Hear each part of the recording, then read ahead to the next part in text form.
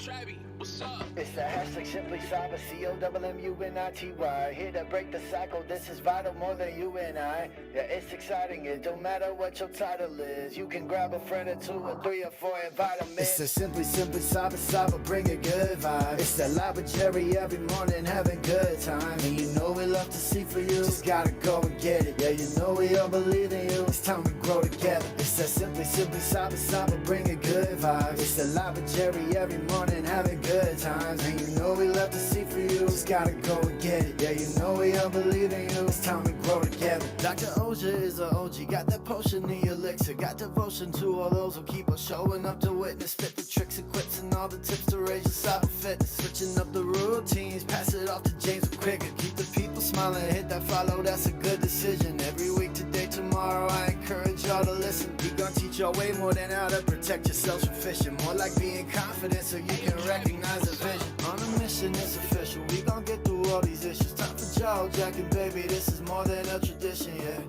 Oh, I can't forget to recognize the mods. They the engine, they the reason that you leave and feeling charged. It's that Simply Cyber, bring a good vibe. It's that live with Jerry every morning, having good times. And you know we love to see for you, just gotta go and get it. Yeah, you know we all believe in you, it's time we grow together. It's that Simply Cyber, bring a good vibe. It's that live with Jerry every morning, having good times. And you know we love to see for you, just gotta go and get it. Yeah, you know we all believe in you, it's time we grow together. Yeah.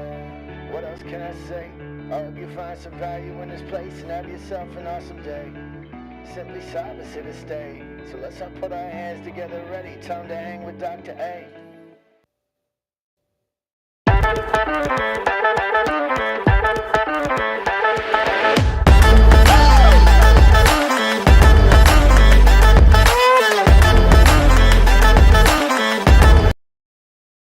All right, good morning, everybody. Welcome to the party. Today is Monday, March 24th, 2025. This is episode 840, if you can believe that, of Simply Cyber's Daily Cyber Threat Brief podcast. I am your host, coming into you hot over the silky smooth radio waves of this microphone and mixer that Casually Joseph physically came to my house this weekend and set up.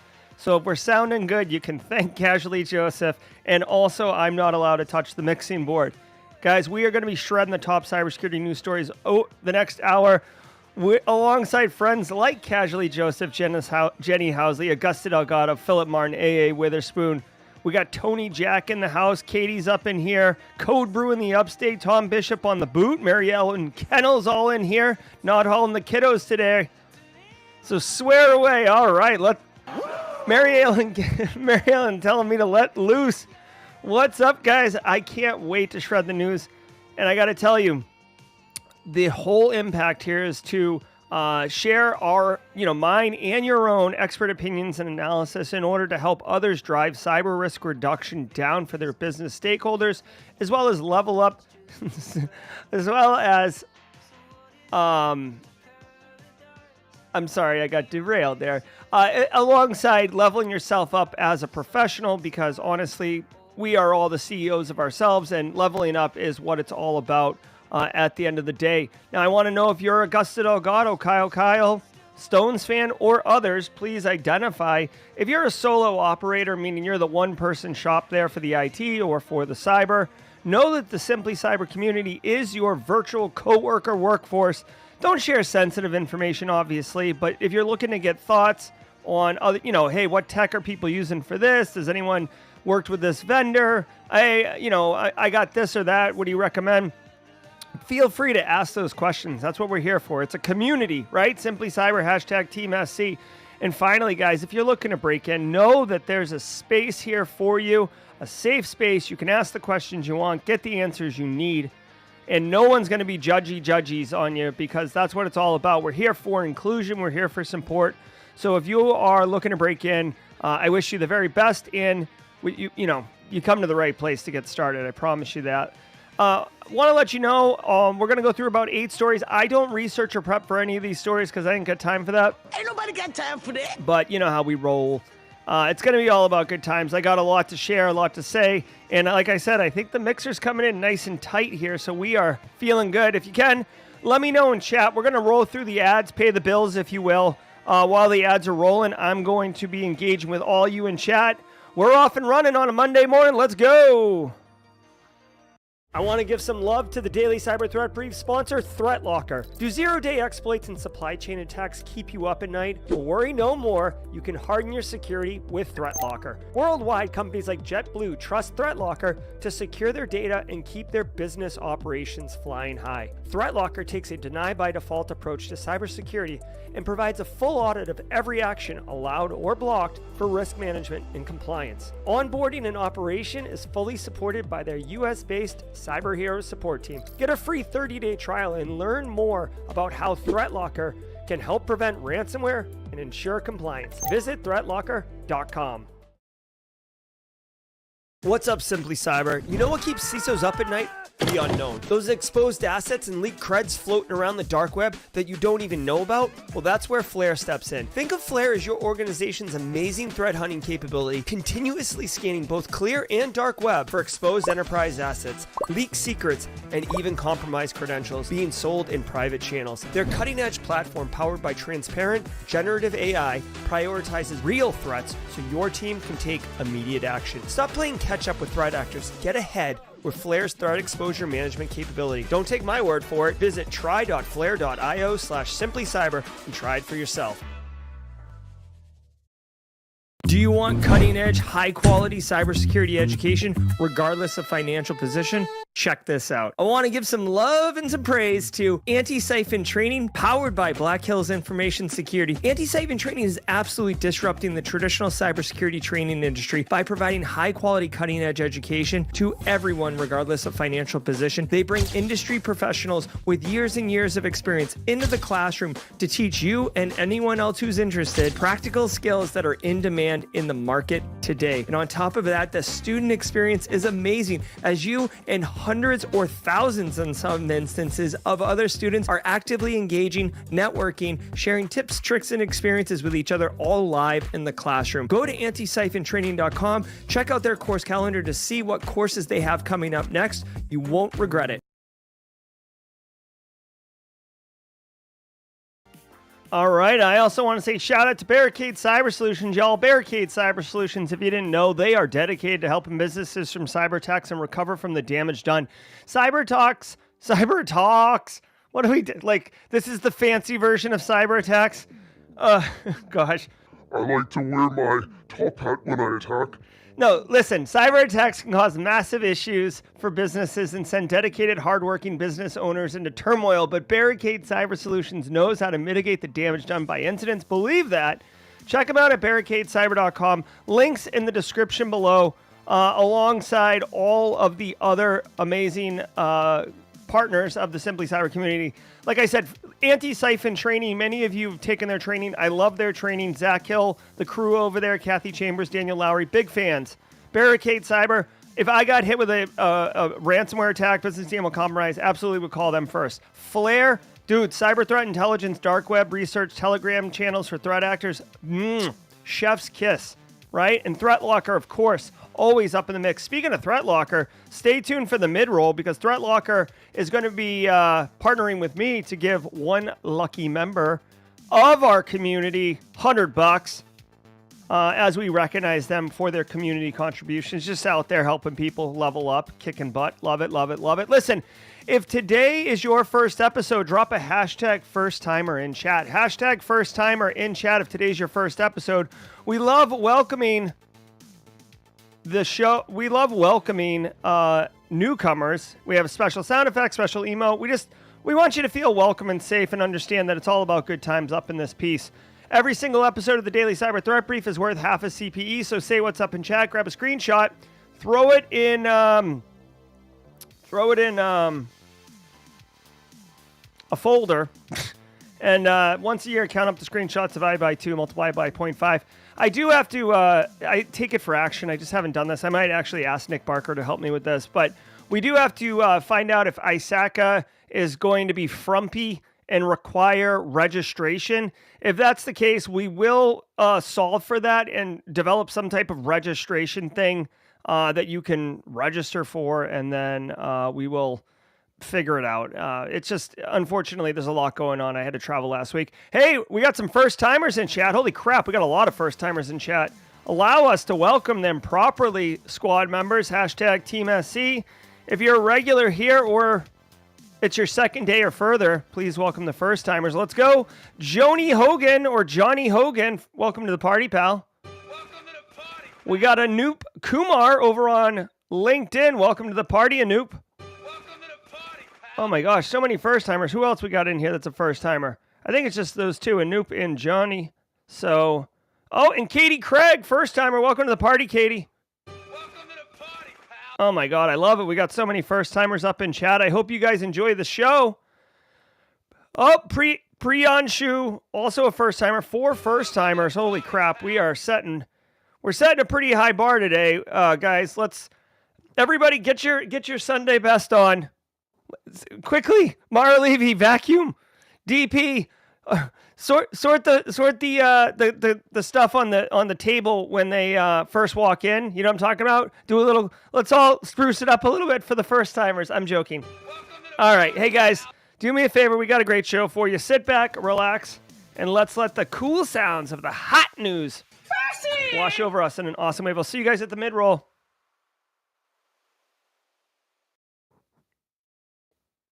From the CISO series, it's Cybersecurity Headlines. These are the cybersecurity headlines for Monday, March 24th. Gonzalo, first-timer. Welcome to the party, pal. I'm Steve Prentice. U.S. Treasury lifts sanctions on Tornado Cash. Tornado Cash is a cryptocurrency mixer previously accused of facilitating money laundering for North Korean hackers and other cybercriminals. Initially sanctioned in 2022 for allegedly aiding in laundering over $7 billion, including $455 million stolen by the Lazarus Group, Tornado Cash has been removed from the specially designated nationals list following a November 2024 appellate court ruling. The court determined that the Treasury had overstepped its authority as Tornado Cash's immutable smart contracts did not qualify as property under federal law. Despite lifting the sanctions, the Treasury says it, quote, remains concerned about North Korea's cyber activities and emphasizes the importance of securing the digital asset industry from illicit use, end quote. All right, so this is a bummer. Really quickly, is there an inverted version of this? But Regulators, mount up. all right, I'm getting a little bit of feedback from chat that the stories are a little low. I will goose that a second. Sound effects also went down and volume. All right, well, we'll have to figure it out. I have tape on the soundboard for these things, but we will we'll sort it out. I'll do what I can for the second story, and we'll see what's up. Basically, all you need to know is that a federal appellate court overturned the sanction, the death sentence here, designated national and block persons list of Tornado Cash. Now, Tornado Cash, if you guys didn't know, cryptocurrency, there's an immutable block ledger, right? A lot of threat actors, a lot of criminals, a lot of cybercrime involves, oh my gosh. Okay, so we've got some conflicting information now. Marcus Kyler saying the story volume is not low. So we'll have to get this, mods, I'm going to look to you guys here. Basically, if I commit a crime and you pay me in Bitcoin, technically, whenever I go to take the money out, at some point I can move the money around pseudo-anonymously, but at some point you're going to have to cash out with an exchange, and the exchange typically is supposed to have kind of know your customer processes in place. That way you can tie an identity with the money. So the Tornado Cash is a mixer or a blender, and essentially it quickly moves the money around. And essentially what it's trying to do is obfuscate the money to make it very difficult for law enforcement to figure out where the illicit funds are going to come out of the system. Now, because this is only really used for crime, there's really not, you can say it's for anonymity and privacy, but in reality, they just said $7 billion of illegal funds went through this thing. And there's no question that this is a friggin' used for criminal activity. You listen, if a U.S. federal judge decided that the Treasury exceeded its authority, I'm okay with that. You know what I mean? Like we put federal judges in place to help uphold the law and ensure justice is being served and not abused, right? So I do like that U.S. prosecutors immediately made legal filings reflecting the decision on Monday. I don't know what that's going to turn into, but okay. Obviously, the Treasury says they're deeply concerned about the significant state-sponsored hacker activity, money laundering, etc. Here's the deal. Here's the deal. In my opinion, okay, number one, this sucks for us, right? For good guys, for good people, because this is a weapon for laundering money. Now, do I think this is going to result in an increased activity in threat actors? No, not necessarily. All right. So Chris Rock, interesting point. Chris Rock's always bringing a very interesting perspective to the conversation. Chris Rock says in chat, be interesting to see the lawsuit from Tornado Cash in return for lost revenue basically during the sanctions. A very interesting angle. For sure, there is a opportunity there for Tornado Cash to come after him like that, especially if, you know, there's legal precedent saying that they overstepped their boundary. That would be quite the interesting development, frankly.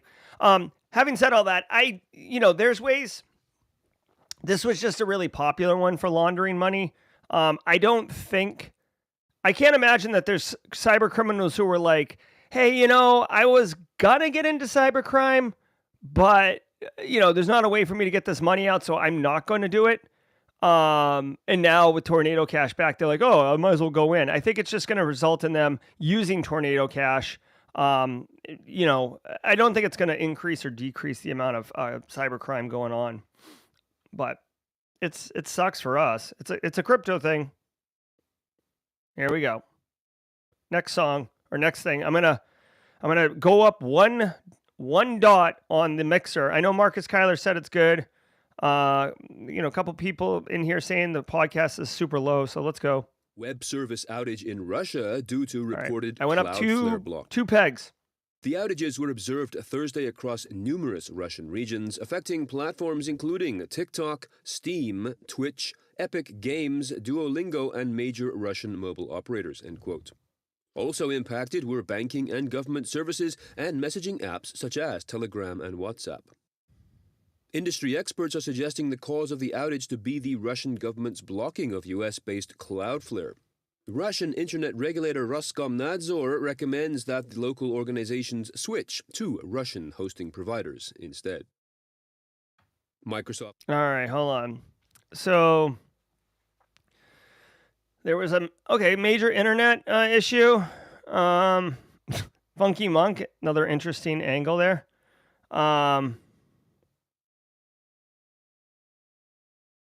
Okay. Russian internet users this week face widespread outages, foreign server infrastructure. So Russia blocked Cloudflare, and that'll happen. Dude, you listen, if you're blocking at the national ISP level, at the ASN level, certain things that are kind of middleware of the internet, yeah, there's going to be disruption, okay? The disruption impacted banking, government, et cetera, et cetera. This was kind of like a self-inflicted pain. All right. So, all right, here we go.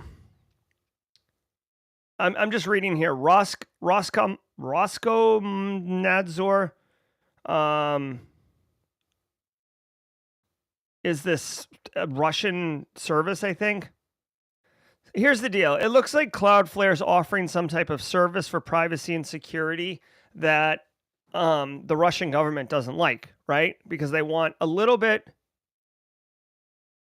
So basically, this is an authoritarian move. There's some service by Cloudflare that helps privacy and security and it's getting blocked now way, way upstream and causing all sorts of downstream impacts, right? So you got your website, you got your service, you got your whatever, and all of a sudden it doesn't work. Here's the reality. If it doesn't work, you have a choice. You can either stop using it, go out of business, or you can pivot. And most businesses are going to pivot to probably a less secure one. I would have to imagine the less secure one allows individuals with access to exploit that insecurity and, get awareness, get visibility, get whatever. So to me, this is a authoritarian type move. It is worth noting, just at a high level, this is one of those ones where it's a supply chain thing. You know what I mean? Like, it's not, Cloudflare didn't get hacked, but their configuration is being impeded.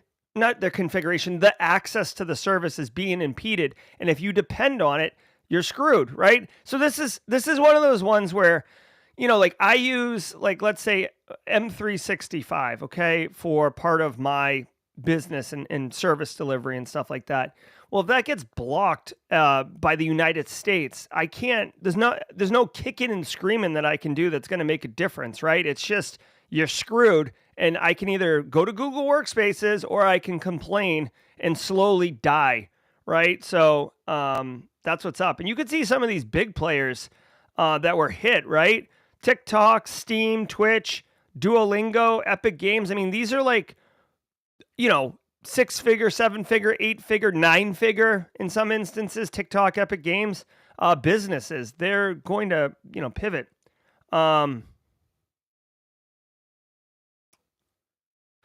So I do find it interesting. I wonder, honestly, here's another quick, let me actually use this story as an opportunity to educate you guys in something that does really matter to you day in and day out, right? Because if you're in Russia, okay, this affects you. But if you're in Detroit, you're like, all right, so whatever.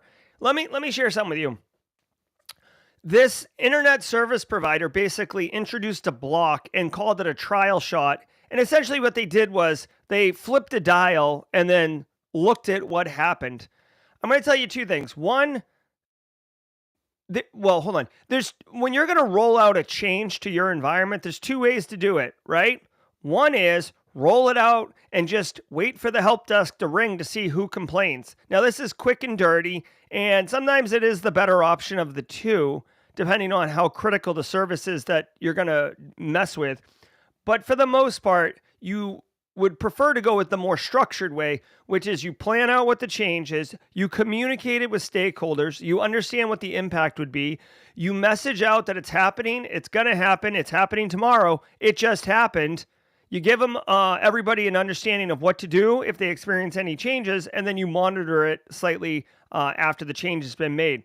And this results in limited impact, limited downtime, limited concerns, but it's way more intensive from a resource perspective. And I got to tell you right now, I'm going to say it myself, preach. There's definitely people in chat who have done projects before, and let me know in chat if you have done projects before where you're just like, you know what, F it. Let's just, we've reached out to the business multiple times. Nobody is replying to our emails. Nobody cares about this. Let's just turn it on and see who complains. Or more likely, let's turn it off and see who complains, right? You got these servers out there or some IoT devices your vulnerability scanner found, and you're trying to figure out who owns it because it's freaking internet facing and wicked insecure. No one wants to say anything. That's an example where you just shut it off and see what happens. It's not a best practice, but it is a practice. So just in case anybody ever was wondering, when is it okay to do that? Yeah, I know, ZMF. I'm very meta. Trust signing service abused to code sign malware. Researchers at Bleeping Computer and elsewhere are observing more incidences of threat actors using the Microsoft Trusted Signing Service. All right, hold on. Let me do this really quickly. The Spotify app volume is in full blast, so let's move that up full. I've moved the dial back to where we marked it with tape. Casually Joseph. I literally put tape on my mixing board so I would not guess where it was. Here we go. to, quote, sign their malware with short-lived 3-day code signing certificates, end quote. Code signing certificates make malware appear legitimate, potentially bypassing security filters that block unsigned executables. Extended validation EV certificates are particularly sought after by threat actors due to the increased trust they confer from cybersecurity programs and their ability to help bypass alerts in Smart Screen. A cybersecurity researcher and developer with the wonderful name of Squibbly Doo told Bleeping Computer that they believe threat actors are switching to Microsoft's service out of convenience, especially given that recent changes to EV certificates are causing confusion for users, something threat actors are taking advantage of. Oracle. All right, hold on. So, I mean, at the end of the day, essentially, if you've ever run software, you may have gotten a pop-up that says oh, this is not secure, or you downloaded this from the internet, which is a different thing. That's the mark of the beast, mark of the web thing. But signed software does have an increase in trust, because the idea behind it is that the certificate, the PKI, the crypto, not crypto bro, but cryptography, that was used, it indicates an integrity in the software, i.e., only the person with this private key could have possibly signed this software. They got the key from a trusted source, i.e., Microsoft. So it's not a cyber criminal operating out of their mom's basement, just hacking code and throwing it out there. No, this is a legit software company. Trust it. And some EDR services, Microsoft operating system, if they see the certificate that's signed, sometimes it'll bypass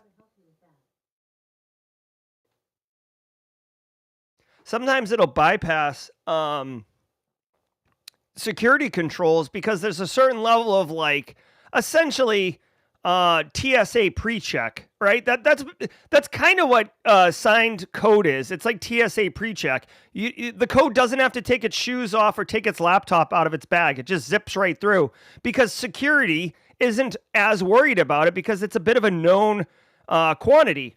Well, guess what? Threat actors, they love themselves some signed certificate, because now they're signing their malware and detonating it. Now, of course, behavior-based behavior-based EDR solutions, detection engineers like Wade Wells and Hayden Covington, they write detections. It doesn't matter if it's signed or not. Your EDR solution will detect it and throw an alert at you. But your default ones that just stop it cold in its tracks could be blocked. I don't know what to do, honestly. I don't understand why Microsoft is going YOLO on allowing these 3-day certificates to go. Let's see. Yeah, listen, threat actors are literally going through the effort of setting up a fake business and then spending thousands of dollars to purchase the certificates. You know for a fact that they're making more than that on the crime. Straight cash, homie. So, essentially Microsoft's threat model said, well, we can do this because a criminal isn't going to set up a business and invest thousands of dollars into getting a fraudulent certificate. Why would they? Well, guess what? Flaming Donkey Online too, right? Hold on. I'm here for my signed certificate. All right. Guys, at the end of the day, be careful. They're out there using this thing.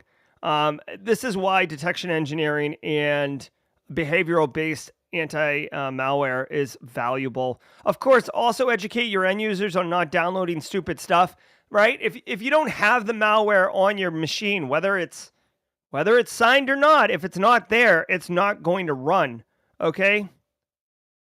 Of course, nice. Microsoft making an effort to revoke certificates as needed, so that's good.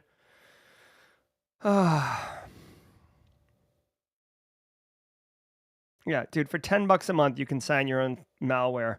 I will tell you this, by the way, if you are a red team operator, right? Shout out to Red Siege, Mike Saunders. I would love to get their thoughts on this, but dude, for $10 a month, you can sign your own code. As a red teamer, I would absolutely include this in your toolkit, right? I mean, if real threat actors are going to do it, it would be incumbent upon you as a red teamer to do it yourself, especially since it's pretty lightweight as far as expense goes. Denies breach. Oracle is denying that they have suffered a breach after, quote, a threat actor claimed to be selling 6 million data records allegedly stolen from the company's Oracle Cloud Federated SSO login servers, end quote. The company says, quote, the published credentials are not for the Oracle Cloud and that no Oracle Cloud customers experienced a breach or lost any data, end quote. A threat actor released text files containing, quote, a sample database, LDAP information, and a list of the companies that they claimed were stolen from Oracle Cloud's SSO platform, end quote, and further claiming that they gained access to Oracle Cloud servers around 40 days ago and exfiltrated data from the US2 and EM2 cloud regions. Oh, okay. This is interesting. So, a threat actor is claiming to sell 6 million data records stolen from Oracle's cloud federated login service. So that's not good, okay? It says data records, but you would think it's potentially credentials, right? I mean, if I just see who logged in, that's not really valuable.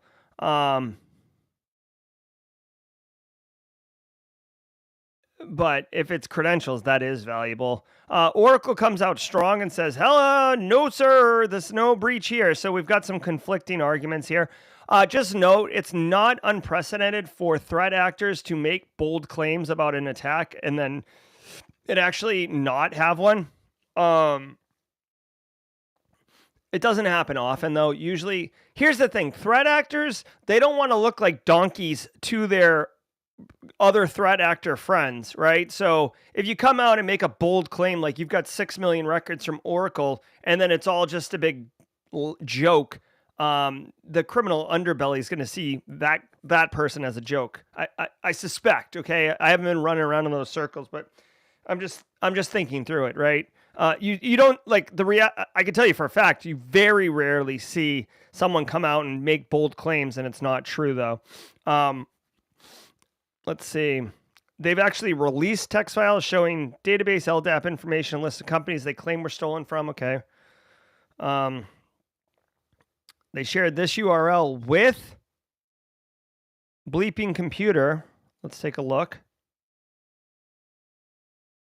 Okay. I mean, I don't know what to make of this. It's a URL. All right.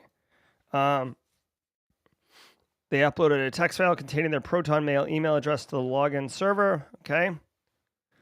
So, honestly, guys, whether or not they got it. Oh, hey, really quickly, by the way, I say this whenever it happens. This anime avatar right here, I swear to God, like, if you're using this anime avatar, you are legit. And I know that anyone can, like, right-click, save, make my avatar this.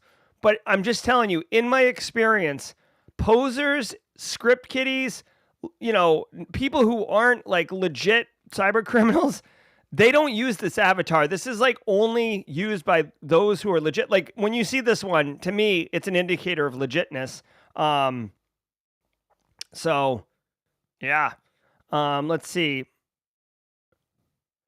The other thing I want to point out is there's two things I want to point out. Number one, okay, let me take this to where we need to be here. Okay. Number one, Oracle's denying the breach, right? Deny. Okay. I would suspect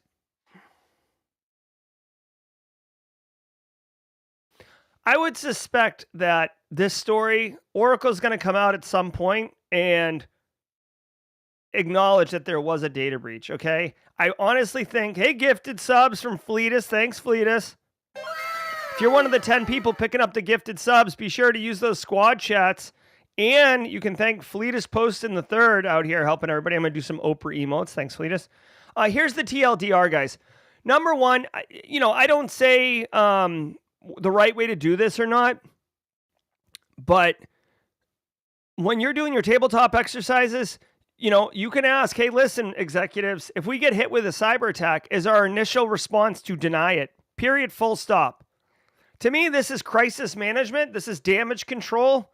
The threat actor does appear to have the information, and Oracle's denying it. Oracle, like cloud computing, it's Amazon, Microsoft 1 and 1A, and then Google Compute is like number 2, and they're kind of like vying. Oracle is there. Oracle and IBM are there. They're big cloud service providers. They just don't have the market share that most people think about. TikTok is on Oracle, right? They signed that big deal. So it's not for nothing. And Oracle definitely doesn't want a PR nightmare on their hands. So I think that's why they're denying it. I guarantee you, mark tape, there will be a story that comes out in the next 6 months about how Oracle quietly acknowledges that there was, in fact, a data breach. So that's the TLDR right there. But you yourself, you should have the conversation about how are you going to handle it? What are you going to do? Are you going to come out and say anything? Are you going to come out and say nothing? Are you going to just deny? I mean, you have to imagine that they're doing an investigation, right? The word investigation isn't even in the story, so I don't even know what they're doing here. Yeah, you can see here, Bleeping Computers actually reached out to the compromised companies, and they're going to update the article. I'm sure people over at Oracle are running around with their head chopped off. Oh my God. So check this out. Oracle straight up denies the claim, but the threat actor goes as far as to say they've asked for 100,000 XMR and the company refused to pay. I'm not up on this currency. Hold on one second. Is this like oh, it's Monero. Is one Monero $200? Hold on one second. Let's see how much they were asking for. Bro. Let's see how much they were asking for. Is that 100,000? Yeah, that's 100,000. They were asking for, holy Jesus. They're asking for $21 million? Bro, whoa. Straight cash, homie. Now listen, Oracle's got the money, right? Oracle annual revenue. I mean, let's take a look. They made $55 billion last year, Oracle did. Okay, $55 billion. So 21 million is definitely a drop in the bucket. I got to tell you guys, by the way, when you're doing tabletop exercises, I recommend using 3% of your company's annual revenue as the ransom amount, just as like a rule of thumb. But dude, $21 million? Damn, son. Rose 87168's looking to cash in. This guy right here. That anime avatar isn't going to pay for itself. Oh my gosh. Okay, let's go. Let's keep your finger on the Oracle pulse. Thanks to today's episode sponsor, ThreatLocker. ThreatLocker is a global leader in zero-trust endpoint security, offering cybersecurity controls to protect businesses from zero-day attacks and ransomware. ThreatLocker operates with a default deny approach to reduce the attack surface and mitigate potential cyber vulnerabilities. To learn more and to start your free trial, visit threatlocker.com. That is ThreatLocker.com. All right. Hey, really quickly. Oh, I forget what I was going to say. Okay, hold on.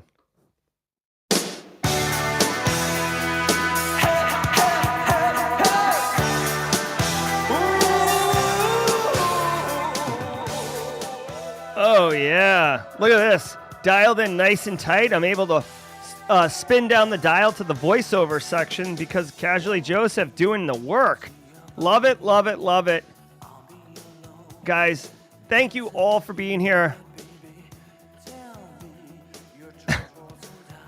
Thank you all to the sponsors, Barricade Cyber, Flare, Antisyphon, ThreatLocker. Guys, really genuinely appreciate the sponsors enabling me to bring this show to you, enabling me to acquire this new mixing board that's allowing me to really level up the show, allowing me to buy the beers to pay for the Joseph, to get the mixer actually configured. Let's go. I'm super excited, guys. All about leveling up 1% at a time. Seeing the stories, the wins in chat, people who are getting jobs, people who are getting interviews. Thank you for sharing your stories. Thank you for inspiring me and inspiring others in the community.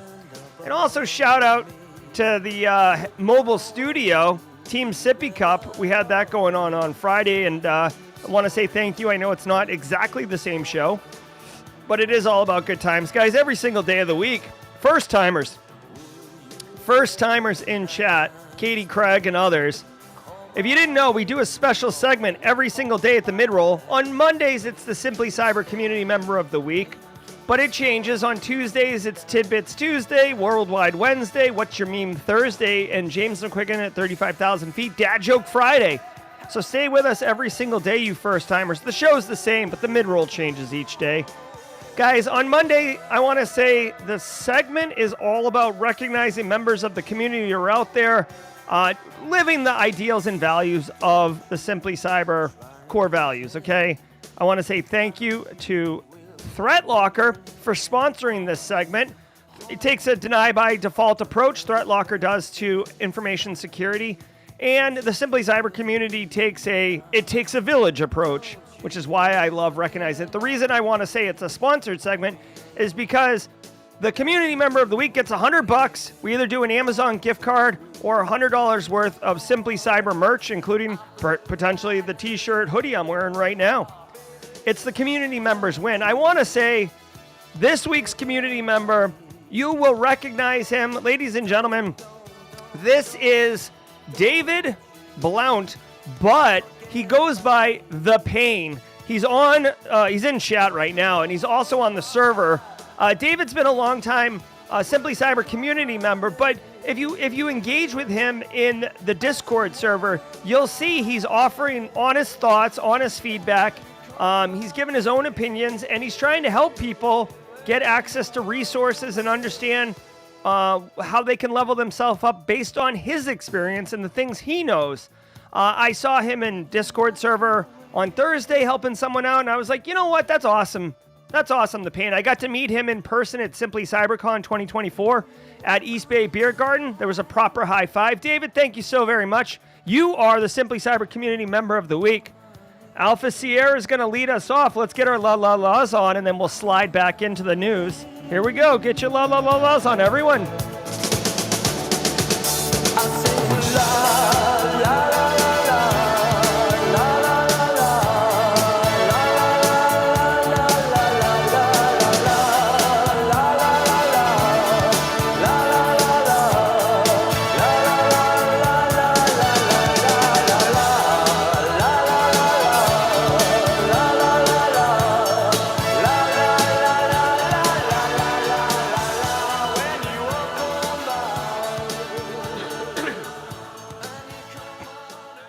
When you walk on by and call my name, it happens. DOGE aide broke Treasury policy by emailing unencrypted database, says court filing. This filing pertains to a lawsuit brought by New York Attorney General Letitia James and 18 other state attorneys general in February. The filing contains a sworn testimony of David Ambrose, the Chief Security and Privacy Officer at the Treasury Department's Bureau of Fiscal Services, BFS, who told the court that, quote, DOGE operative Marco Elez violated Treasury rules by sending the unencrypted database including personally identifiable information and by not obtaining prior approval for transmission, end quote. The action was declared as, quote, low risk because the database did not include social security numbers or more specific identifiers, end quote, but the Treasury's testimony says this was contrary to BFS policies. Dude, you don't get to make a on-the-fly call of what data is sensitive. You can't email yourself an unencrypted database. Period. What are you doing? Like, this is like, I don't know, man. It's like when your kid has like chocolate all over their face and it's like, did you eat a bunch of chocolate? They're like, no, I only had one chocolate chip cookie. I don't see what the problem is. It's like, okay. Different degrees of wrong is still wrong. All right, so this guy obviously got fired. I actually thought this was an older guy just because of the decision to email an unencrypted database. It turns out this dude was 26 years old. He resigned after evidence emerged linking him to a Twitter account that had pushed. Oh my God. Wow. Okay. So I thought this dude left DOGE because of the PR of emailing himself an unencrypted database. Apparently, evidence emerged of him on a Twitter account straight up being incredibly racist. I'm not going to say it on stream. If you're watching on video, you can see it. And what is wrong with people? What the hell is wrong with people? It's like out of control. It's out of control, man. Definitely the opposite of Simply Cyber core values. We're going to pivot. Here we go. We got an on demand, just in time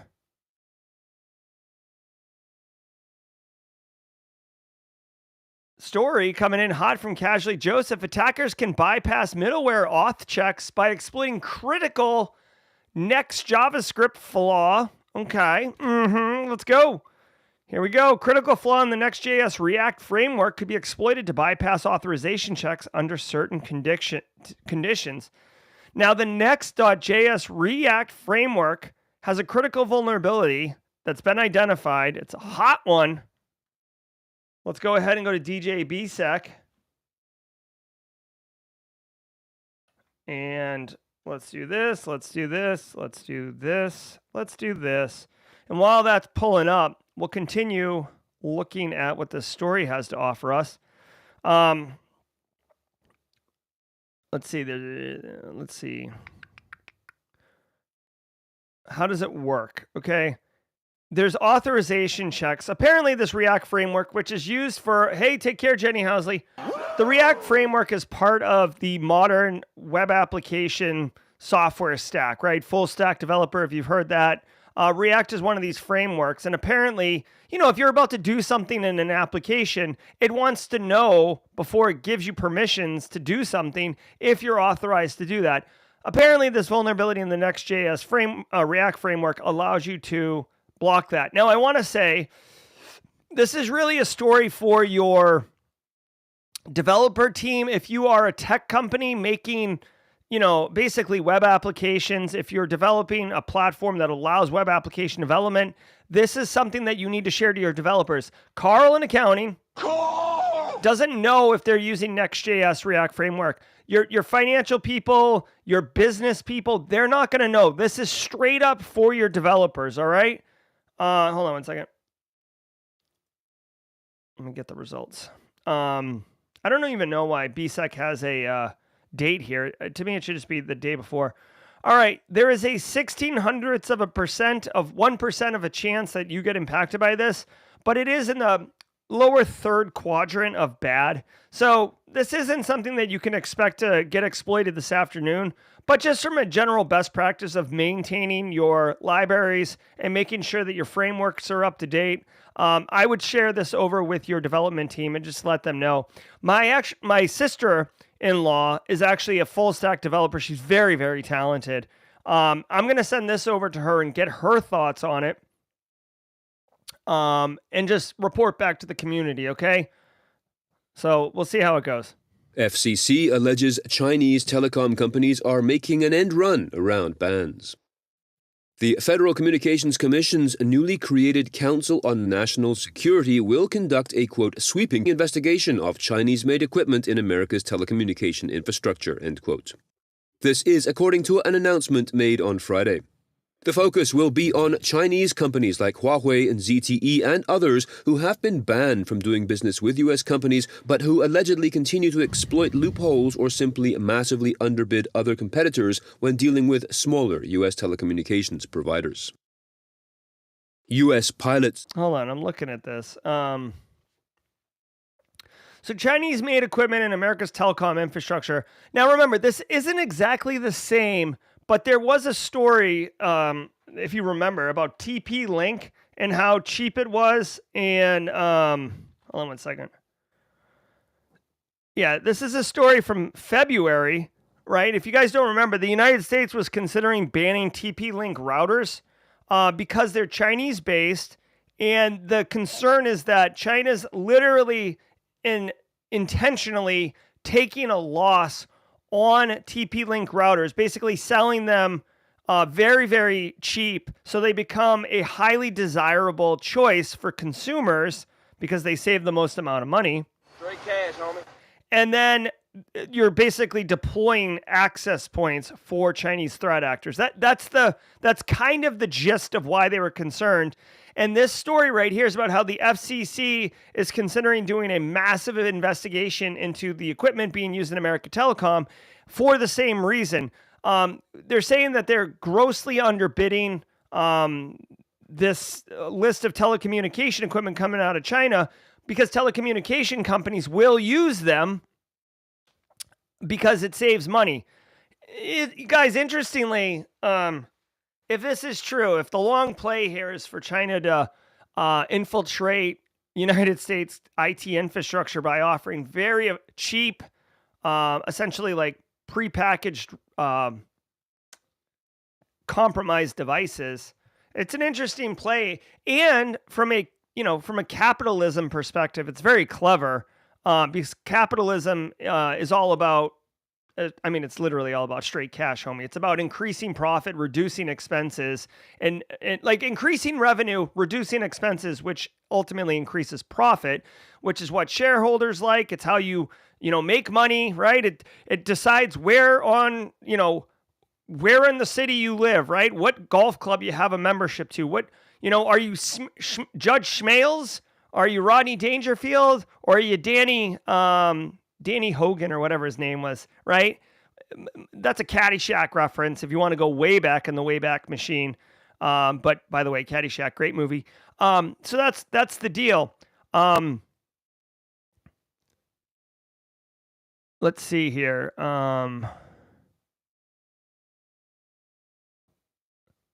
Jesus Christ. The FCC, this is kind of crazy. There's a law that passed in 2019 that allows the FCC to offer millions of dollars in incentives for small telecoms to remove their Chinese-made telecom equipment and replace it. That's very expensive to do, man. You could see here Huawei, ZTE, Hytera, Hikvision, China Mobile, China Unicom, Dahua. Any of those potentially are quote unquote at risk if you're running those things. Again, this is more of to me, this isn't a story that you and I do in order to drive cyber risk reduction for our business stakeholders. This is more of first of all, United States focus. So, international members may be a little less concerned. This is just keeping your finger on the pulse, I guess, of what's going on. Very much nation state on nation state action, but whatever. Safety messaging system resumes operations after outage. By the way, I'm not saying Caddyshack completely holds up, because the 80s and the Lampoon's movies, there's a lot of stuff in the 80s that was like, was normal that is not normal nowadays. But I did watch Caddyshack not too long ago, and it's pretty funny. The system, run by the Federal Aviation Administration, FAA, quote, experienced an outage for several hours on Saturday before resuming operations, end quote. What's wrong with remember Danny's last name? The system, named NOTAM, N-O-T-A-M, an acronym for Notice to Airmen, went down for more than 3 hours on Saturday and was due to a hardware issue. The FAA confirmed, quote, all active NOTAM messages were available until the time of the outage, end quote. Officials are claiming an aging air traffic control system paired with underfunding as causes. All right. So, we got Josh Mason in chat. He's our resident pilot expert. He is a pilot, trained and flew around and stuff. He knows all these things about air traffic controller systems and, whatnot. A safety messaging system was down for a minute.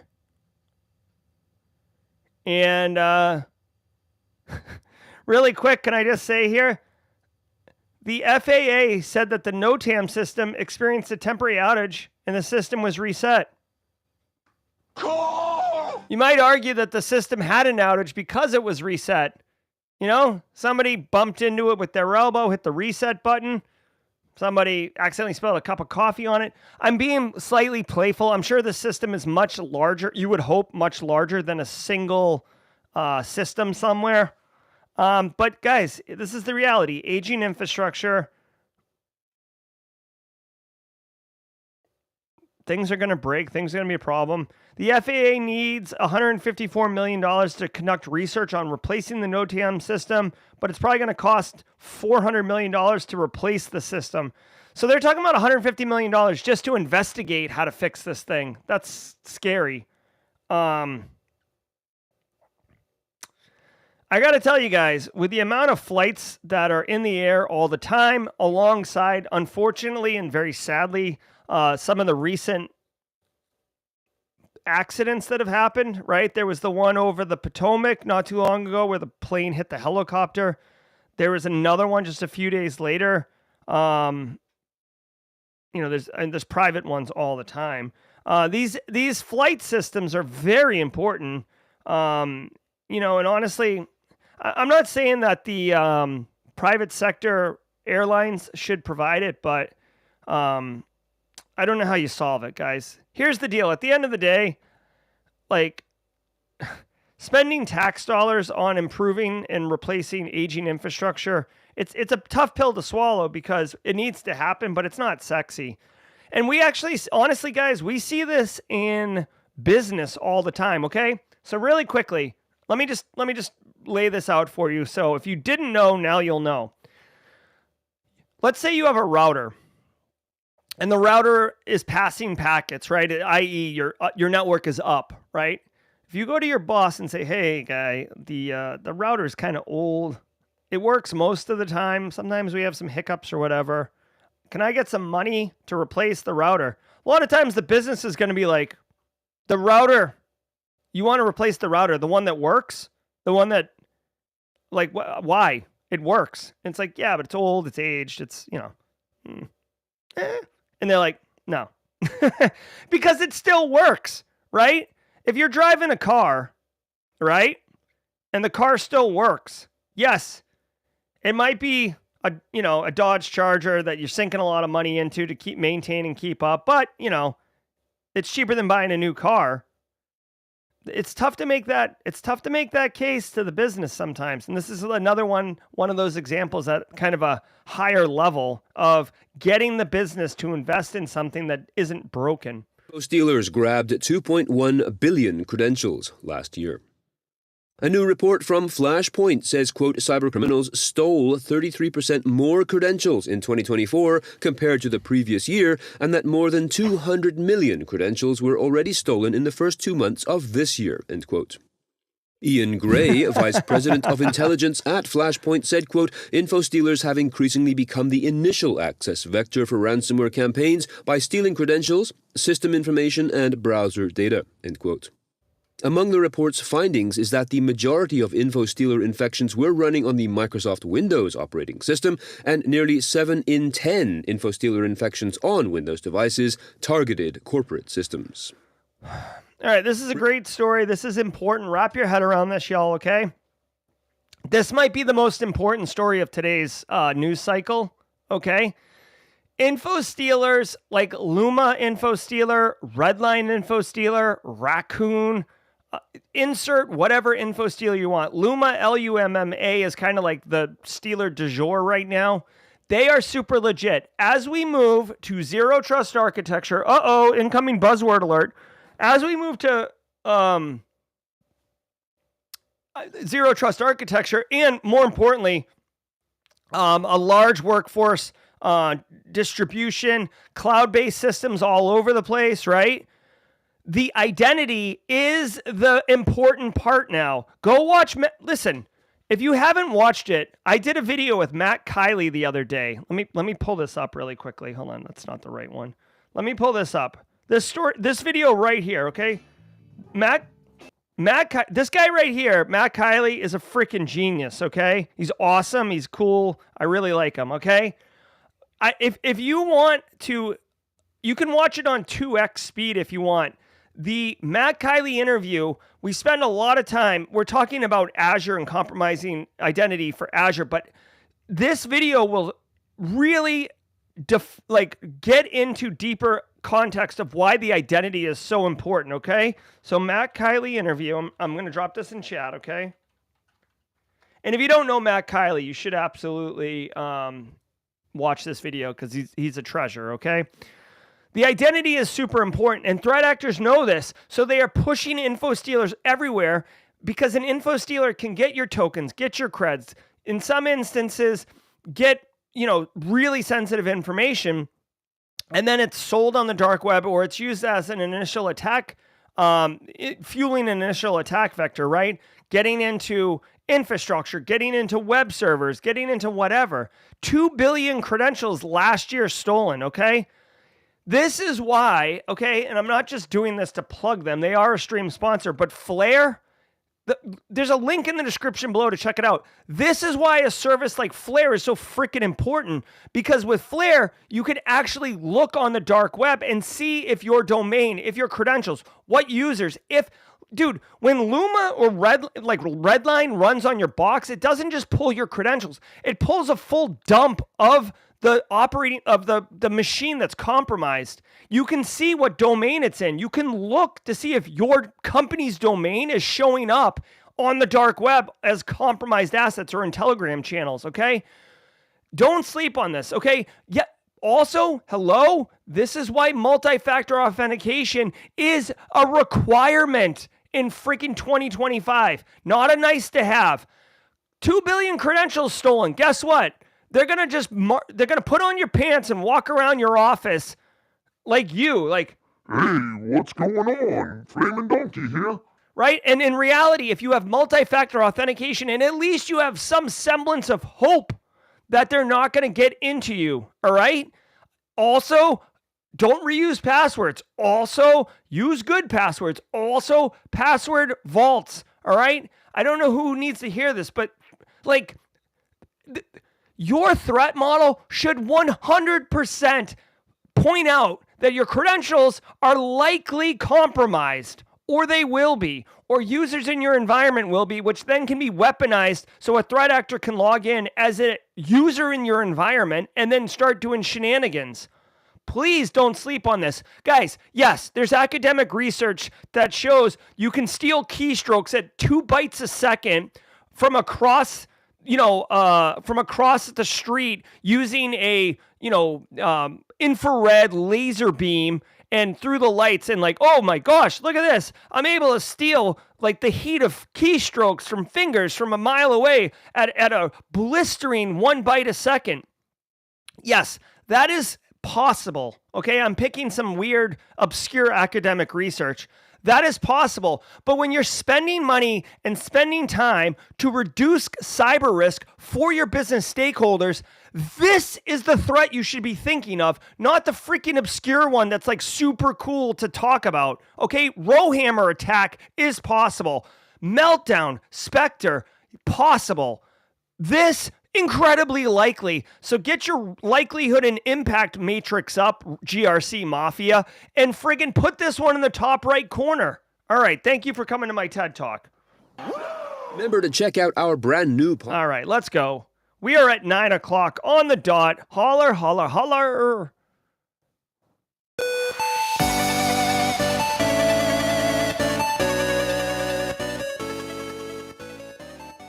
All right, we are right at the hour. Don't go anywhere because we got another great show for you. Coming in hot at top of the hour, 9 o'clock. We're going to do some jaw jacking. Co-host Jerry Guy is going to be in the studio ripping it up. I'm Dr. Gerald Auger. This has been episode 840 of Simply Cyber's Daily Cyber Threat Brief. Shout out to Casually Joseph for making the mixing board sound so tight. Jesse Johnson, Justin Gold, Jenny Housley, the mod team, thank you very much. Caddyshack in the house, Bill Murray references to the GRC Mafia. Love you, mean it. For you first-timers, if you had a great show, come back every single weekday morning, 8 a.m. Eastern. We're here putting in the work. I'm Jerry from Simply Cyber. Until next time, stay secure. Ever wonder what it takes to break into cybersecurity? Join us every weekday for Jawjacking, where industry experts answer your burning questions about the cybersecurity field. Live, unfiltered, and totally free. Let's level up together. It's time for some Jawjacking.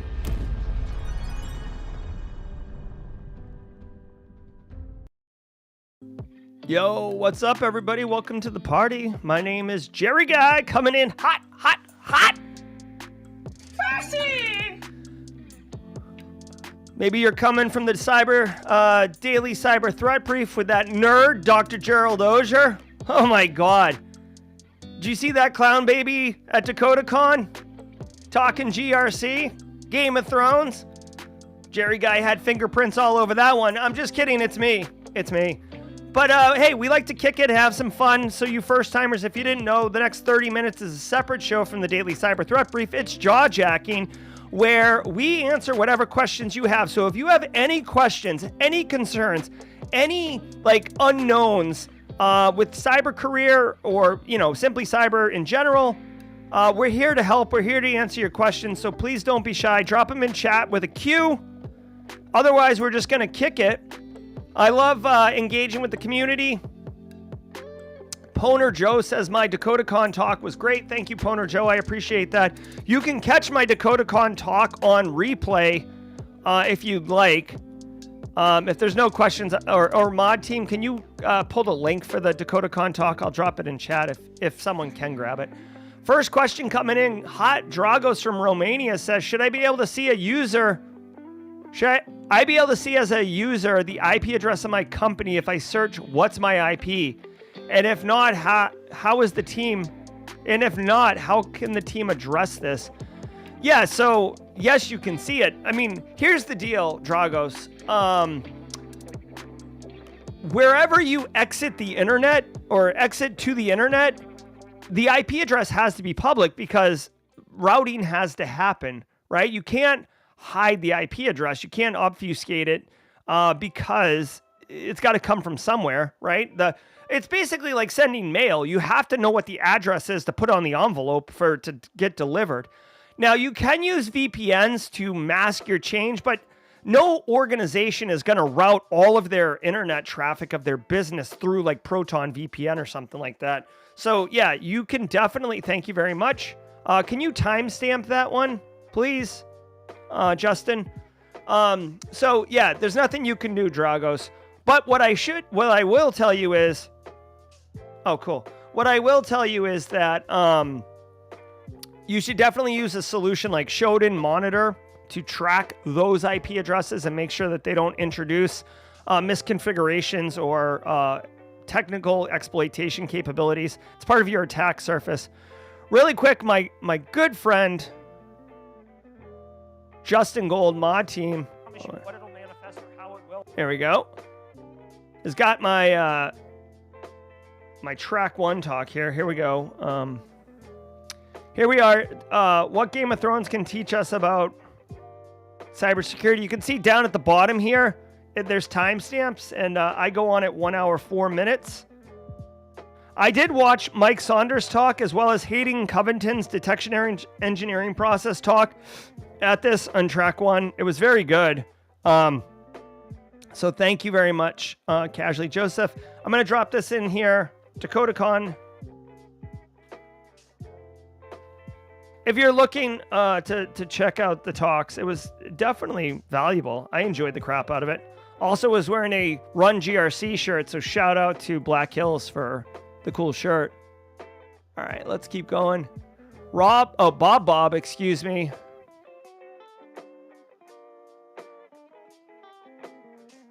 Hold on one second. I'm just making sure. I'm alone and there's no one behind the glass, so I'm actually flagging the questions as well. So Bob says, is GRC analyst an entry-level position? What industries are hot for GRC jobs? Yes, GRC analyst is an entry-level position. Entry-level for cybersecurity.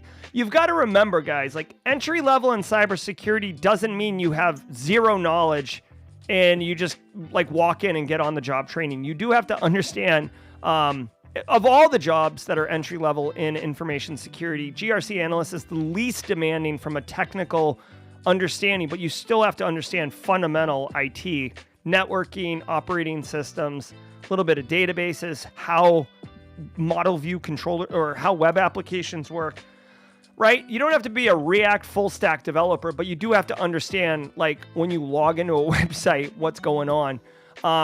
As far as what industries are hot for GRC, frankly, all of them. As more and more businesses are realizing they need information security, the first person they typically hire is like a GRC person who's typically what'll happen is businesses will hire their first person and they'll be looking for someone that's like a GRC person, but has technical chops, because you're basically going to be asked to do blue team stuff, but be a GRC analyst. Like, for example, logging into Azure and like responding to phishes, helping with EDR EDR tuning, MFA rollout, stuff like that. So you can't be completely non-technical.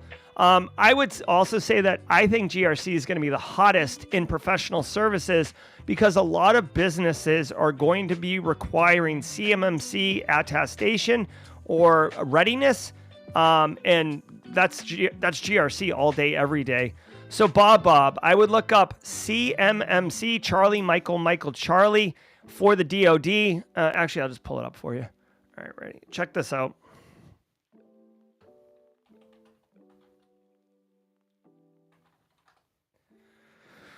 All right. Right here. CMMC Level 2 of self-assessments are effective February 28th, 2025. So this is already in place, okay? There's a lot to it. But just know, basically the TLDR is if you hold controlled unclassified information for the United States Department of Defense, i.e. you got blueprints on how to make an A1 Abrams tank, or you're helping secure the warfighter, whatever it is. There's different levels of sensitivity, but at the end of the day, you have to implement NIST 800-171 R2 or R3 security standards. And how do you do that? You have a cyber person help you. I'm skimming the surface like a flat rock across a glass lake. But my point is, there's going to be jobs here. And that's where I would go if I was going to be doing some GRC work as an entry-level person. Hopefully that helps you, Bob. Let me know in chat if it does. Next question. What's next after MFA? Well, I mean, obviously, MFA is multi-factor authentication, which is something that you can use to further reduce your risk of having unauthorized access, basically a threat actor logging in. Honestly, Kyle, there's not some like grand silver bullet coming down the pike. For me, what comes after MFA is basically strong passwords, unique passwords, oh my God, not passphrases. What's the friggin', oh my God, I can't even think of it right now. It's like so hot. Why can't I think of it? Oh my God. Anyways, conditional access. So listen, remember this, okay? MFA is something for your end user. Like Carl. What we want to do as practitioners is, you're welcome, Bob. Hey, what we're doing as practitioners, Kyle, is what we should be doing is basically putting as much security that is invisible to end users. When you rely on end users, typically they're going to try to find workarounds or path of least resistance, etc.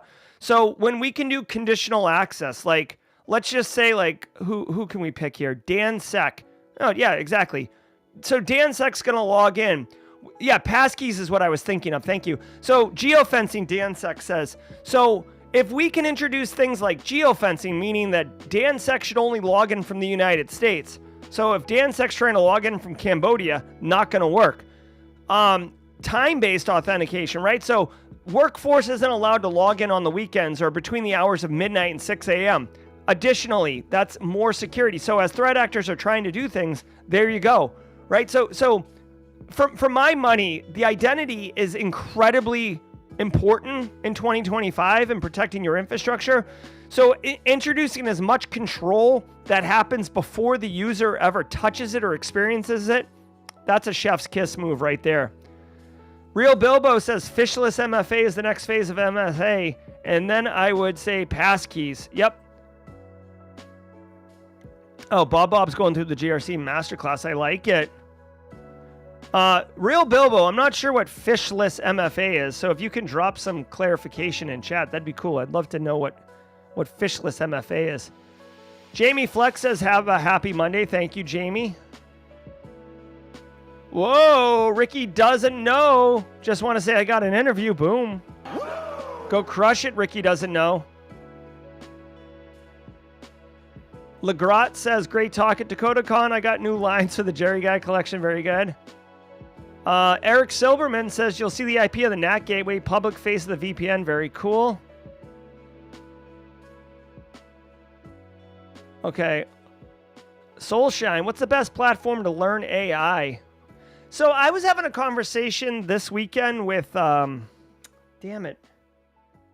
with somebody. I'm sorry, I can't remember who the conversation was with, but you should start, in my opinion, we should start thinking about AI the way we think of cyber. So like when someone says, I want to work in cyber, it's like, cyber is like saying you want to work in science, right? Like, what do you want to do in cyber? Cyber's way too broad to just say cyber. I feel the same way about AI right now. Like when you say you want to learn AI, that's like saying you want to learn science.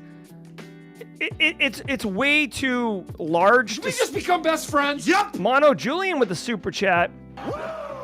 He said, and I'll answer your question next, Mono Julian. So Soulshine, what I would want to say is figure out what you want to do with AI, and then we can figure out the best platform to learn. I haven't found one that's like particularly good one way or the other as far as learning how to use it. I like different YouTube videos. Let me see this really quickly. I just want to show you just how insane the AI ecosystem is right now. I mean, did we just become best friends? Yep. Hold on. Like, is this even gonna another super chat? Jeez, you guys are killing it today. Look at this. Like you can't even zoom in on this. That's how like insane all the players are in the AI ecosystem, right? And there's more going on here. I can't even show you all these. So anyways, I don't have a great platform, Soulshine. I would just say YouTube. I feel like a lot of the people who are out there doing crazy cool stuff are doing it on YouTube, individuals. All right, so the super chats came in. Mono Julian says, question on that ServiceNow as a field tech, been assisting the solutions consultants at my site and been looking into GRC SC with ServiceNow, yet I applied for a mid-market. You think that's a great move to get into cyber? Okay, so really quick, Mono Julian, I don't entirely understand the question. Hold on one second. Oh, hey, what's up? Deb Wigley's in chat. Deb Wigley. Good morning, Deb Wigley. Hold on. Let me get to this Mono Julian question. I see all the questions. I'm flagging them. I'm alone in the studio right now, so give me a chance. Oh, a lot of good questions coming in. Yeah, SP means special publication. Hold on. There it is. Okay.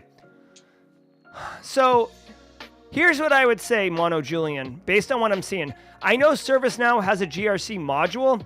What I would do, honestly, is if you are working with solutions consultants and you're able to help get your fingers dirty with the ServiceNow GRC modules. I know there's like a risk module, a risk management module. If you can kind of become a SME on that and maybe start working into supporting that either from a onboard. So here's the deal. There's two things you can do.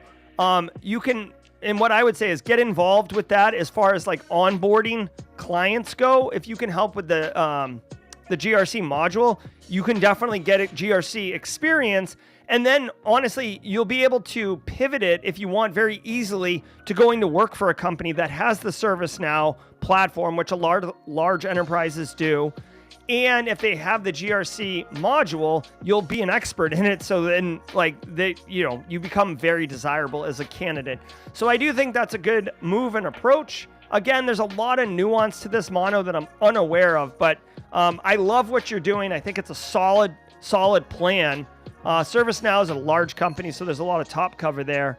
I would just try to get drilled in and become basically helping with the GRC module layouts.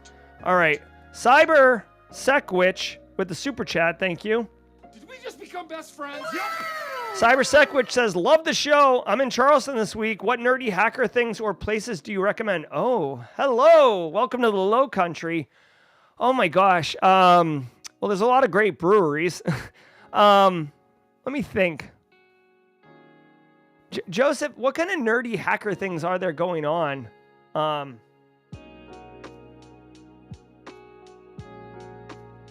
I'm trying to think. Like, there's nothing necessarily like deep tech. I mean, we have like a little tech circle. Is the Joseph, is the Charleston cyber meetup this week? Let me know in chat. Hold on. Is cyber meetup this week? Hold on. Okay. We're going to get you some answers, CyberSecWitch. Believe that. Real Bilbo says, have a good money. He's got to go to the office now. Be in Discord most of the day. That's right. If you didn't know, ! Discord in chat. Let me see. I think breweries are nerdy. I mean, I have a lot of like great conversations at breweries.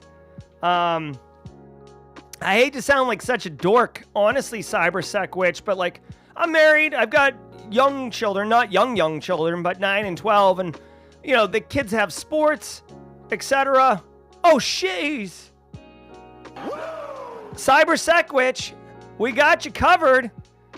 There is a cyber local community meetup this week. If you go into Discord, which you can do ! Discord, which Tanuke Kidukes just put in chat, and at Casually Joseph, he will hit you up. It'd be great to have you at the local community meetup. Thank you, Casually Joseph. This is how we do it. This is how we... I wish I had moves. I don't. So if you were at Wild West Hack and Fest, you know dang well. And if you know about the GIF from Wild West Hack and Fest, you know dang well. All right, we got 10 minutes. Bunch of questions. I'm going to go ahead and speed run questions. Oh, really quickly. This is a fun one. Cam Godot said Faneuil Hall story. I don't think we ever got it. So really quick, let me share this one because it's just a personal story and I want to share it with everybody. So I grew up in just outside Boston, and if you've grown up in that area, you know very well that like a token field trip that every class goes to is you go to Boston and you go to Faneuil Hall and have lunch, right? Like you basically do a little bit of the Freedom Trail. Maybe you go to the State House or Paul Revere, whatever. You end up having lunch at Faneuil Hall, okay? And Faneuil Hall, very historical. There's a lot of shops and stuff like that. I just want to share with you. It was 5th grade. My dad always tried to be the chaperone. Love my dad for that. He would chaperone, okay? And I remember going to Faneuil Hall in 5th grade. I'm pretty sure it was like 5th grade. And, you know, we're walking around. I go into a Sam Goody Music and I find Naughty by Nature OPP single, okay? And I want to say it was on cassette. Single. And I'm like, Dad, please buy this for me. I love this song. I've been like trying to catch it on the radio. I can't. Please buy this for me. And my dad's like, Jerry, what? Don't you want to buy this like Faneuil Hall figurine? And I'm like, no, I want Naughty by Nature. I want OPP. And he's like, get something Boston so you can remember this trip. And I said, Dad, I promise you I will never forget this moment if you buy this OPP album for me. And he's like, all right. And he bought it for me. And I swear to God, I can like relive that memory over and over. So just my my very, very historical Boston field trip and getting my Naughty by Nature album. All right, so let's speed run this. Thank you, Cam, for asking that one. Drago says, as an add-up to the first question, is it safe to search the public IP address on... Yeah, dude, you should absolutely be searching that IP address. It's already out there. You're not introducing new risk. Rex says, question to the community, how do you keep yourselves from having an aneurysm every time you hear something? We have their IP. If they connect anywhere in the city, we'll find them. Yeah. Hollywood. Was wondering what would be your opinion about pursuing OT cyber roles. Been working at Accenture for almost 2 years, and I braked to cyber and OT monitoring has been my main project. Adam Novak, it's a great question. I do know, I was just in South Dakota, and I was talking to a bunch of people who are doing OT. We have a show on the channel, Adam, called Simply ICS Cyber. Tom Weber and Adam and Tom Van Norman would definitely be able to answer that question better.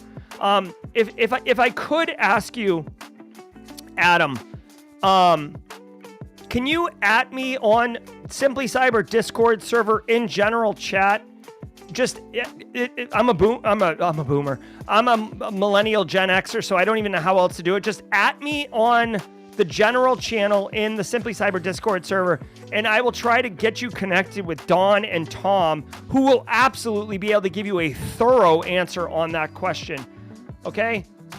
Computer Geek says, which is more beginner friendly, GRC or SAC analyst? GRC is more beginner friendly because it's less tech, right? I will tell you, SOC analyst, there's a lot of jobs. There's a ton of education out there on learning to be a SOC analyst. Go look at TryHackMe's Sal 1 cert. They just released and all the training associated with that's pretty good. Tony Jack, any chance I can breathe a bit of life into the community challenges today? Yeah, I mean, Tony, we can do a special one-off for you if you would like. Let's get Tony Jack. Hold on. Tony Jack, let me pull up your... Dude, I think my computer's like pushing... my computer's either infected right now or I'm pushing the boundaries because like moving my mouse across the screen, it looks like... it looks like Justin Gold playing DayZ. It's very choppy. All right. So Tony Jack, I am looking on LinkedIn. You'd be surprised how many Tony Jacks there are. So Tony Jack, I would love to do the community challenge with you, but I can't because I don't know which Tony Jack you are, okay?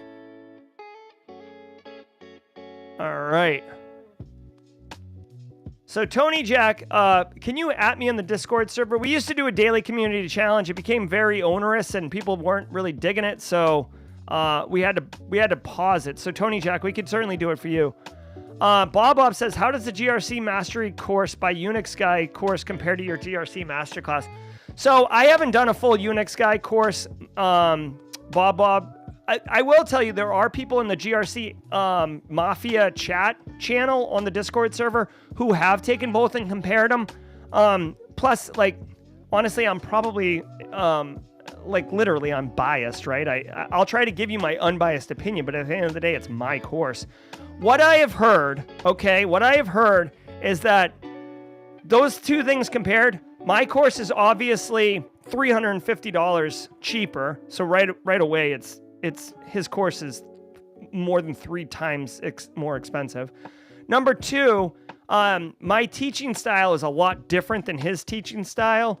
I have seen multiple people say that they prefer my teaching style to Unix Guy's teaching style. Again, that's very much like a flavor thing. Do you like spicy food or not? Like, whatever. His course does do kind of a deep dive in a capstone way. My course is modular and touches on the 5 things that you would expect from an entry-level GRC analyst person. So those are how they compare, based on what I know. Thanks for the question, Bob. Glum Hippo coming in hot says, is there some global body stewarding energy resources for AI, crypto, etc.? No. As far as I know, Glum Hippo, it's a friggin' race. It's an arms race between the United States and China, as far as I can tell. And there is very little... Did we just become best friends? Yep! There's very little guardrails on it, as far as I can tell. Super chat coming in. Thank you for the super chat. Hold on one second. Super chat. Super chat coming in hot. Hold on one second. Guys, I love it when the questions come in hot and heavy. Marcus Kyler says I'm goated. Thanks, Marcus. That's very cool. Let me see here. I'm trying to get to the super chat. Alex Kat Santos with the super chat. Hey, Jer, been a minute. Enjoyed you on the bomb bill interview. Well, thanks, Alex. And thanks for the super chat. Definitely appreciate that. Very kind of you, and very kind that you enjoyed the... What's going on here? Hold on. What's the context here? Hold on, I got a DM and I don't understand why. Here, let's, we got a couple more minutes. I'm trying to speed run these.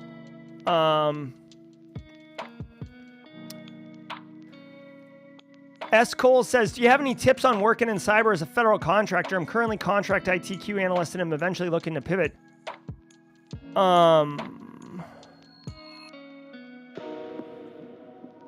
got to tell you, if you didn't know, I worked as a federal contractor at for Honeywell for a minute, and then Booz Allen for like 5-6 years. I loved working on it. Do you have any tips working in cyber as a federal contractor? Yeah, number one, typically federal contracting gigs, they're consulting, and if you are younger, you have a lot of opportunity to travel. Definitely take advantage of that. Typically, there's a lot of training money that can be spent, or conferences, whatever. Take advantage of those. I'm not saying all federal contractors do this, but a lot of times they do. Be mindful. One of the things that you should be aware of as a federal contractor, a company will hire you and they'll tell you all the things about how, they care about, like, this is going to sound really, really cynical, but they'll tell you all the things about how they care about you. But listen to this really quickly, okay? Number one, a federal contractor, the term contract is in the name, right? So let's just say that the Department of Treasury offers a role. Federal contract, 2-year deal. We need a GRC analyst to, whatever, help the, get the ATO for a new treasury system. Okay, fine. S. Cole wins so let's say Booz Allen wins the work. Booz Allen's going to charge $200 an hour for this role. They're going to turn around and contract it out to a staffer for, say, $130 fully loaded rate, which means your compensation, your benefits, all that other crap. Okay? So now Booz Allen's making $70 an hour profit off your back. Okay? Now, what they will say is, hey, we always want to keep you billable because you're basically generating revenue for the business. And if you ever come off contract, we'll try to find a new contract for you. Otherwise, you'll be on the bench and you can develop your skills and stuff like that. Here's a gross reality, okay? This is true. You can't always just pivot to a new contract. Sometimes you don't have the cred. Sometimes you'd have to move. Sometimes you'd have to travel a ton and you don't want to. Whatever it is, you can't just switch to a new contract very easily. Sometimes you have to even find your own work, which is a pain point. When you're on the bench, yes, you can bill overhead. Guess what? You are 100% an expense at that point. And all the revenue that you generated for the business, all that profit, you're eating into it. So a lot of times when you go off contract, if you don't have something else lined up, the clock starts ticking. And they won't tell you that, but guess what? They're going to let you go if you're not billable. So for me, I actually left Booz Allen after we had our second child and went to go work for a medical university simply because we were coming up for contract renewal. The contract, you're supposed to know ahead of time if you win the renewal. It was going to expire August 31st. New contract starts September 1st. It was August 25th, and we still didn't know if we won. I had basically been told if we don't win the contract, I'm going to be fired on September 15th. Yay! So I'm bringing home the bacon, providing financial support for my entire family. Mrs. Auger's, basically at home, right? And I can't take on that level of liability or risk. I'm a GRC professional, not a freaking YOLO dude. So I left because of that risk. So what I would say is federal contracting, you can make a career out of it for sure. But I like it as a young single person because you can travel. You got a wicked lot of flexibility. But when you start adding personal life dependencies, it becomes more and more anxiety inducing. I hope that answers your question. Who listens to Grandmaster Flash spinning on his YouTube channel? Alex Katsanos. I didn't know Grandmaster Flash did spin, but I will tell you, one of my personal favorites, and this is probably a Tidbits Tuesday on a Monday, is DJ Jazzy Jeff. Now, a lot of people think of DJ Jazzy Jeff as Will Smith's friend on Fresh Prince of Bel-Air, but he is a wildly talented DJ, and he does lunch hour streams. I forget what it's called. He does Friday night streams. Dude, DJ Jazzy Jeff, his YouTube channel is hot, and he's doing live spins all the time. I love it. Go check that out. Ernie Hernandez, can anyone recommend a free GRC tool, something to start on the road? Thank you. Excel. Ernie, you know what you can check out? The CIS RAM is, hold on, CIS RAM.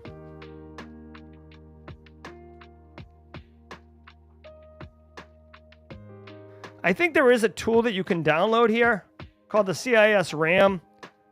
This is a good one that's free. I'm almost sure there's like a tool associated with this, right? Another one, backdoors and breaches. You can go to any conference. You can even probably go on to backdoors, Black Hills Information Security website and get them free. I was just at a conference where they had a ton of them. That'll allow you to do tabletop exercises, and you can run them yourself. Actually, Ernie, you can even do backdoors and breaches online. Yeah, look at this. You can do free versions right here. Hold on. Oh, they have it in Spanish. Very cool. So there's definitely a way to, yeah, look at this. This is a free tool, and it'll allow you to do tabletop exercises like in real time. Do them by yourself, do them with some friends, think through it. That's two great options. All right, guys, I got to get out of here. Unfortunately, I tried to pay some bills this week. Oh my God, dude, with the mouse being all chunky, it's super annoying. Oh, that's not the right one. Oh, hey, really quickly, I meant to tell everybody, the schedule is out for this week. I'll post it in announcements, but we got daily cyber threat brief and jaw jacking every day. Wednesday, we got 2 cyber chicks coming in. Study GRC with Chris Whitlock. Thursday night, no daily cyber threat, no fireside on Thursday. We have some personal family obligations that are taking precedent or priority. And then we got Slay Security Plus on Saturday. If you're studying for the Security Plus, there's a great community doing live stream Q&A, study for the test. It's all about good times, guys. All right, I'm Jerry from Simply Cyber. I have to go to the bank in person right now, which is like my all-time least favorite thing to do. I'm so irritated by it. I'll just tell you really quick. I tried to make some payments on Saturday, and it got flagged for fraud, which I totally am fine with. And then they shut everything down. I cannot do online banking right now because the friggin' fraud detection thinks I'm a threat actor. And I'm like, what evidence do you have to suggest I'm a threat actor? And they're like, sir, you sound like Flaming Donkey. And I'm like, what do you know about Flaming Donkey? So anyways, I'm just having some fun, y'all. But for real, I do have to go to the bank right now, which sucks. I'm Jerry from Simply Cyber. Thank you all so very much to the mod team. You guys, without you, I can't do it. So thank you, mods. I really genuinely appreciate them. Not only supporting the channel, but also being friends. I'm friends with the mod team. Love them. The Pain, David, please connect with me on Discord so I can get you your prize. I'm Jerry from Simply Cyber. Guys, take care. And we'll see you tomorrow morning, 8 a.m. Eastern time for the daily... Oh, Chris Whitlock's up in here. Yeah, Chris Whitlock, I see you. All right, guys, love the mod team. Thanks so much. Until next time, stay secure.